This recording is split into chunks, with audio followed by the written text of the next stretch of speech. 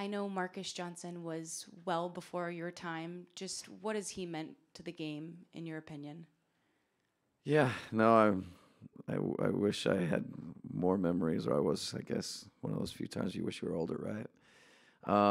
But certainly, I think his play and what he did for the Bucks and just his entire career was worthy of having his jersey retired. And I do have memories of those great Milwaukee teams and Sidney Moncrief and Nelly coaching them for a period of time.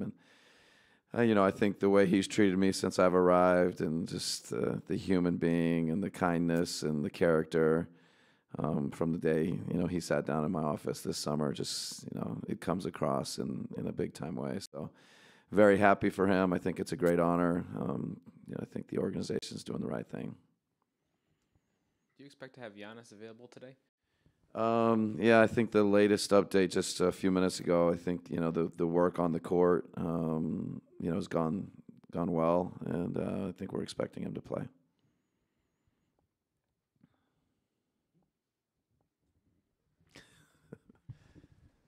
With him and kind of closing out this year and keeping in mind the home court advantage, all of that, how do you try to go through that process? Trying to figure out, if he should play, should he, can you rest him? Does he need rest? Does the scale of when you can rest him change a little bit with the lead that you have? I think we're trying to base decisions more just on, how Giannis feels, how he's looking. I do think Giannis is a guy who, as you guys know, loves to play, is usually pretty adamant about playing. I think there is a rhythm that Giannis gets from playing and working that's important to him and important to us. So I guess you just balance all those things. But I think it's much more about his health and, both with it being the ankle and just his general, how is his body feeling overall. And, I think he's in a pretty good place. Just we're kind of dealing with this ankle. As we've said, if we can have the first seed, that'd be great, but it's not the priority. But you guys had a pretty good track record health-wise early on in the season, and then there was sort of some slippage as of late. Has the conversation with guys as you march towards the playoffs surrounding taking care of your body and health and these other things, has that changed or heightened or been any different considering the injuries? No, I mean, I think it's, because we've been talking about it and we've done, some things here and there, I think it just makes those previous conversations, they're like, yeah, okay, things happen. And, whether it be that person or in general, we have to be really conscientious of our health. And, as conscientious as we are, things still happen. And so those conversations are still taking place, but I don't think they're heightened or different but I do think maybe some of the conversations from earlier in the year where you're like, really? I think those things, hopefully just as we all grow together, will be more meaningful. How much detail do you like to get from your trainers and your doctors? Do you just basically want to know he can go or not go, or do you really like to kind of learn the medicine behind it and the degree of the pain and the soreness or the injury? Probably somewhere in the middle of that.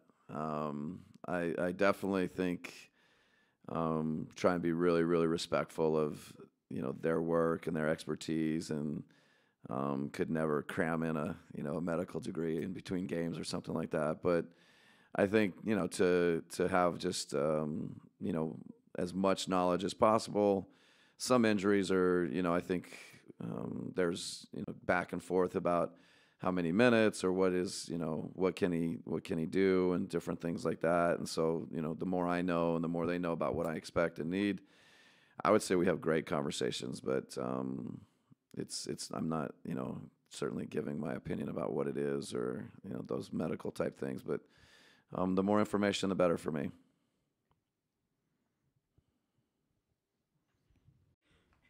Just defensively, I guess out of the All-Star break, there was a little stretch there where the numbers weren't quite as good as they were before.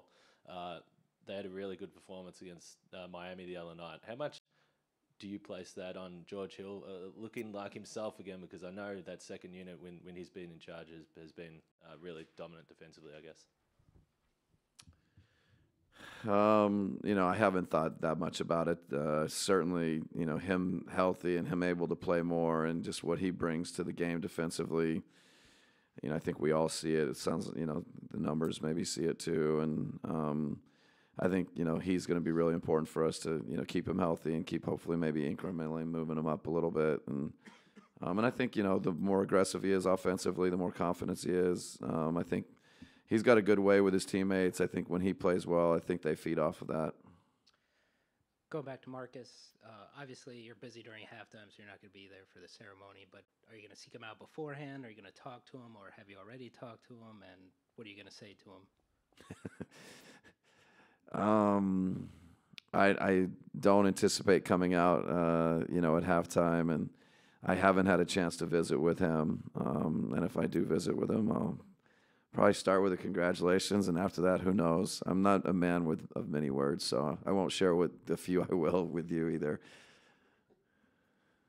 Seeing Sterling back the other night, it feels like you see him out there immediately, and he's physical with Dwayne Wade. He's physical defensively. Is that what you kind of feel is the biggest thing that he brings back to the floor? Is there that edge defensively, kind of?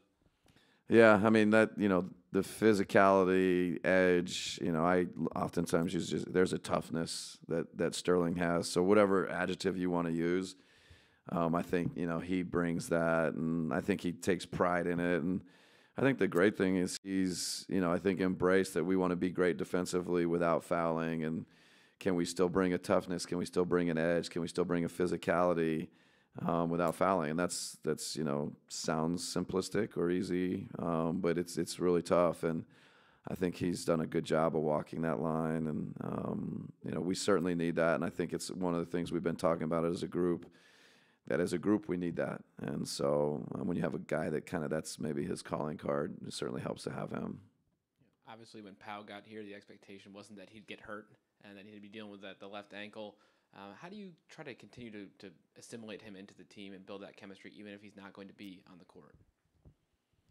Yeah, I mean, I think we'll continue to try and be creative and find ways. The great thing, Pau is, such a kind of student of the game, and he's been super engaged since he's been here. So I think the fact how engaged he is going to help us assimilate him. And he's talking in timeouts. He's talking in the locker room, I think in film sessions. And, I think, assistant coaches will probably watch more film with him, maybe try and just keep that dialogue going. And you have to get kind of creative. All right, thank you.